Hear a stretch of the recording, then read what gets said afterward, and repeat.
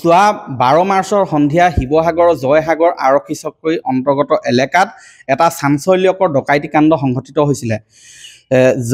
মণি দত্ত নামৰ ONGCৰ অৱসৰপ্ৰাপ্ত কৰ্মচাৰীগৰাকীৰ বাসগৃহত এটা ডকাইত প্ৰৱেশ কৰি লুটপাট চলাইছিলে। আৰু সেই যিটো ডকাইত প্ৰৱেশ কৰিছিলে আমি শেহতীয়াকৈ জানিব পৰা মতে ইয়াত যিটো CC কেমেৰা আছে সেই CC কেমেৰাত সেই ডকাইতটো এই ঘৰটোত বাসগৃহটোত প্ৰৱেশ কৰাৰ আৰু ওলাই যোৱাৰ দৃশ্য বন্দী হৈছে। কিন্তু দুৰ্ভাগ্যজনক বিষয়টো হ'ল যে এই পৰ্যন্ত সেই ডকাইত কিন্তু ডকাইতক কৰায়ত্ব কৰিবলৈ সক্ষম হোৱা নাই, উদ্ধাৰ হোৱা নাই মূল্যৱান সামগ্ৰী। এইগৰাকী মণি দত্ত যিগৰাকীক আচলতে তেখেতৰ হাত বান্ধি মুখত সোপা দি তেখেতৰ ঘৰত লুটপাট চলাইছিল ডকাইতে। আৰু বৰ্তমান কি পৰ্যায়ত আছে অনুসন্ধান সেই বিষয়ে তেওঁলোকে কিবা সুমুহূৰ্ত পাইছে নেকি মই তেওঁৰ পৰা জানিব বিচাৰিম। ইতিমধ্যে আৰক্ষী আহিছিলে, বৰ্তমানলৈকে কিবা সুমুহূৰ্ত ওলাইছে নেকি এই ঘটনাৰ? বৰ্তমানলৈকে এতিয়ালৈকে সুমুহূৰ্ত ওলোৱা নাই। আৰক্ষী আহিছিলে, আৰক্ষীয়ে কি কৰিছে এতিয়া নাজানো, তদন্ত কৰি আছো বুলি কৈছে। গতিকে তদন্ত হৈ পিনি মোক উদ্ধাৰ কৰিব লাগে সোনকালে। বহুত ইয়াত CC কেমেৰা আছে, কিবা ওলাইছে নেকি? CC কেমেৰাত আবদ্ধ হৈছে যোৱা আৰক্ষীয়ে নিছে ফুটেজ নিছে, আৰক্ষীয়ে নিছে। কি লৈ গৈছিলে আপোনাৰ ঘৰৰ পৰা? মোৰ সোণৰ অলংকাৰ বহুত নিলে, টকা পইচাও নিলে। মই আনি থৈছিলোঁ বেংকৰ পৰা 5-10 হাজাৰ মান, বেছি নিলে। তাতকৈ এতিয়া বহি হিচাপ নাই নহয়। সেইকাৰণে এতিয়ালৈকে সন্ধিয়া টাইমত মই জুহালৰ ওচৰত বহি আছিলোঁ। বহি থাকোঁতে জুই ফুৱাইছিলোঁ। ই মানে সিফালৰ পৰা জোপ লৈ আছিলে, ৰখি আছিলে। ই কোনোবা এডোখৰ ছাইডত সেই লেট্ৰিনৰ এই অকণমান গেপত থাকে নাই সেইডোখৰতে ৰখি আছিলে। তাৰপিছত চাই আছিলে, লাহেকৈ এইফালে আহিলে।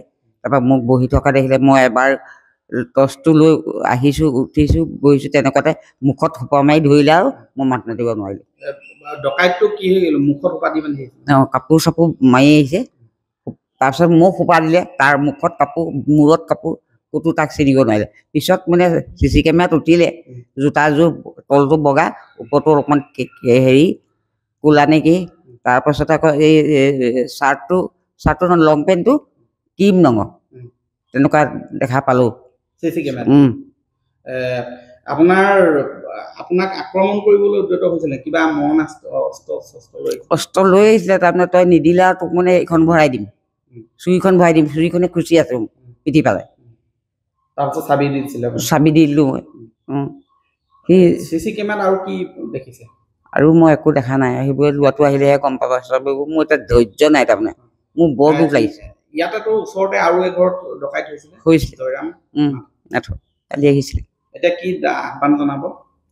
আহ্বান মানে কেনেকৈ হয় আৰু প্ৰশাসনৰ যদি সোপা দিলে হয় কাম নাই।